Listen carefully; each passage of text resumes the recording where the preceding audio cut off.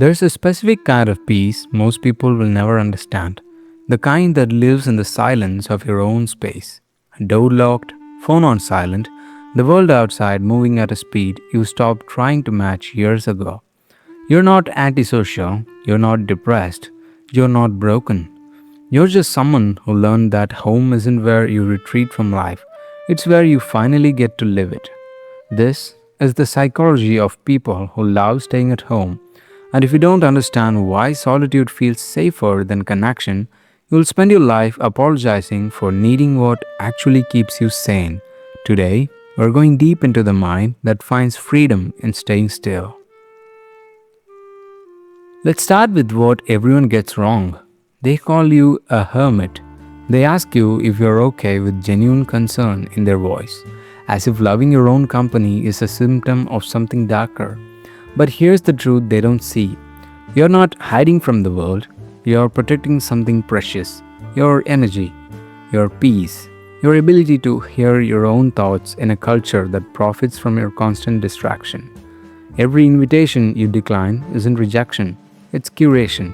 You have learned what most people spend lifetimes avoiding, that being alone and being lonely are not the same thing. That solitude is where you recharge, not where you disappear.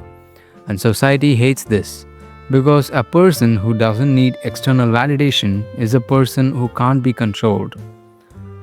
Think about what the world demands of you: networking events where you perform enthusiasm, social gatherings where small talk is mandatory, offices with open floor plans designed to eliminate any moment of quiet, cities that never sleep, never pause, never let you breathe.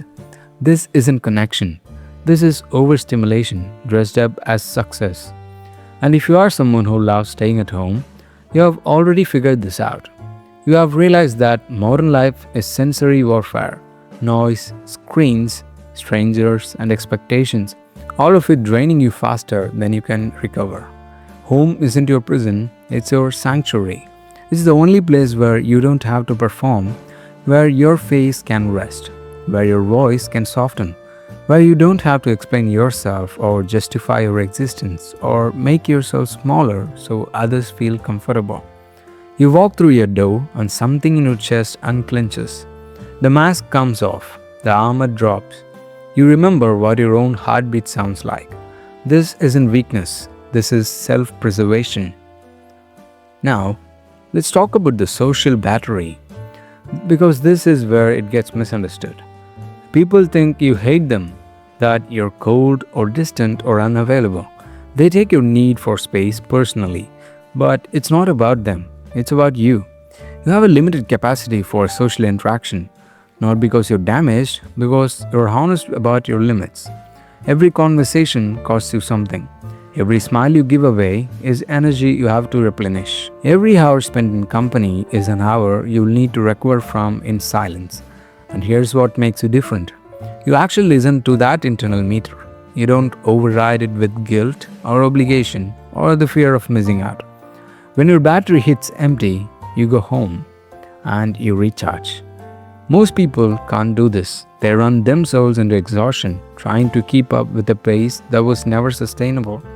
They wonder why they feel hollow, anxious, and burnt out. You already know why. Because they never stop moving long enough to remember who they are. Small talk feels like labor because it is labor. Pretending to care about surface level conversations when your mind craves depth. Laughing at jokes that aren't funny. Nodding through stories you have heard before. You're not broken for finding this exhausting. You're awake. So, where does this come from? Why do some people need solitude like oxygen while others can't stand being alone? Let's go back, way back. For many people who love staying home, the pattern started early. Childhood taught them something specific: that the outside world is unpredictable, that people are unsafe, that home is the only place where control exists. Maybe your house was chaotic and your room was the only refuge to you.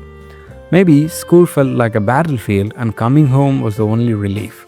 Maybe you learned early that adults couldn't protect you, so you built walls instead. Home became more than a place, it became a feeling: safety, stability, The one place where nothing could hurt you. And that imprint doesn't leave.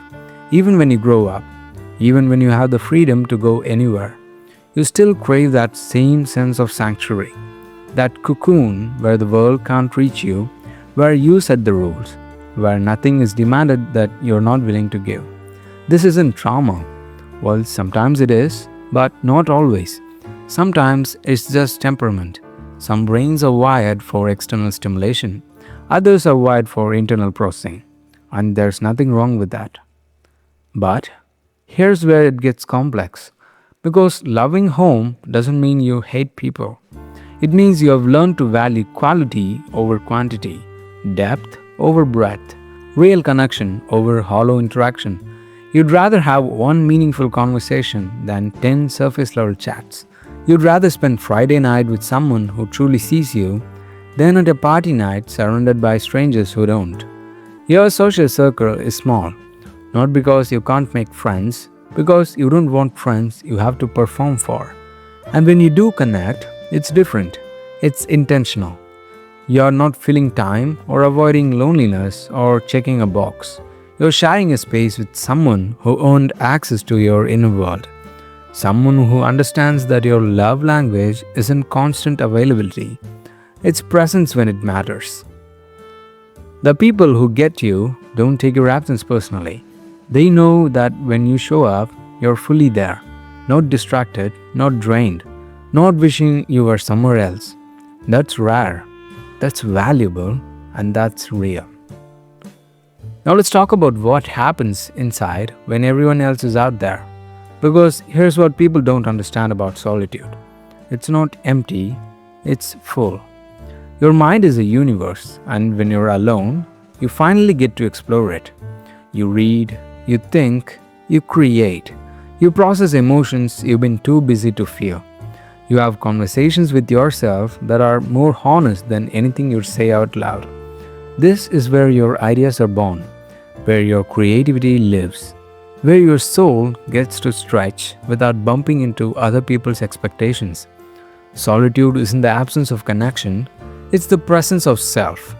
And if you are someone who loves staying home, you have accidentally stumbled into something that most people are terrified of: your own company.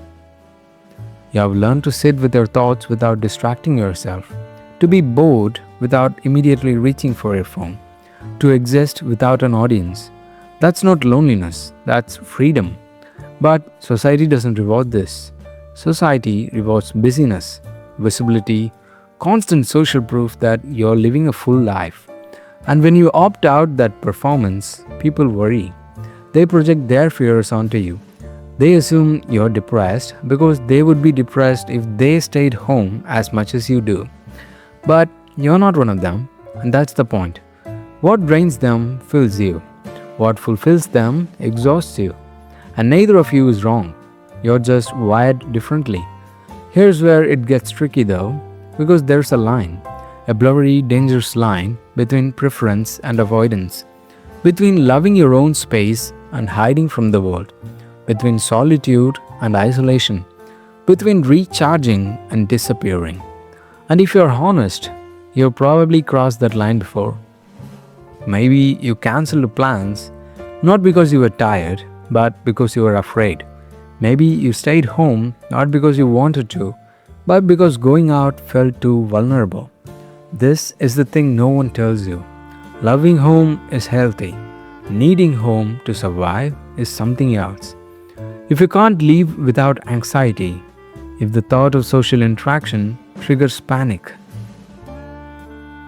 if you've isolated so completely that you've lost touch with everyone who cared, that's not preference, that's pain. So ask yourself this, honestly. Are you home because it fills you, or because everything else terrifies you? Are you protecting your peace, or are you hiding from your potential? These are hard questions, but they matter. Because the goal isn't to force yourself into a life that doesn't fit. It's to make sure the life you're living is actually yours. Not a defense mechanism, not a trauma response. Yours. here's what I want you to understand. If you love staying home, you're not broken. You're not missing out. You're not wasting your life. You're not less than the people who thrive in chaos. You're someone who knows what you need, and that's powerful. In a world that's constantly trying to pull you in 1,000 directions, you have planted roots. You have created a space that reflects who you actually are and not who you are supposed to be.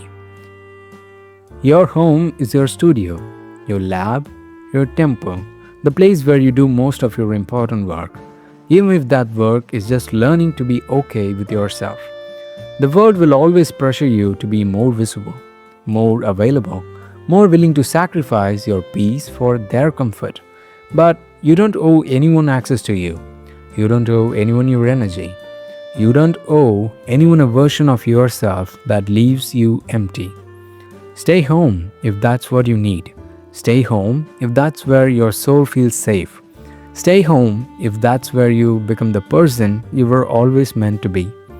Just make sure you're not staying home because you have forgotten there's a world worth stepping into, even if you only step into it on your own terms. You're not a hermit. You're not broken. You're not missing the point of life. You're someone who figured out that the point isn't to be everywhere, it's to be somewhere that feels like home. And sometimes, that somewhere is actually your home. Because while they're out there, chasing noise and calling it connection, you're home, building something real, a relationship with yourself, a space that reflects your truth, a life that doesn't require applause to feel meaningful. That's not loneliness, that's peace. That's not missing out, that's opting into something deeper. So if you love staying home, know this: you are not alone in your aloneness. There are millions of us, quietly living in our own sanctuaries, protecting our peace, honoring our limits, building lives that don't look like anyone else's but feel exactly right. We're not the loud ones, we're not the visible ones, but we are here, and we are whole. And maybe that's the most radical thing you can be in a world that demands constant performance. Whole, quiet, home.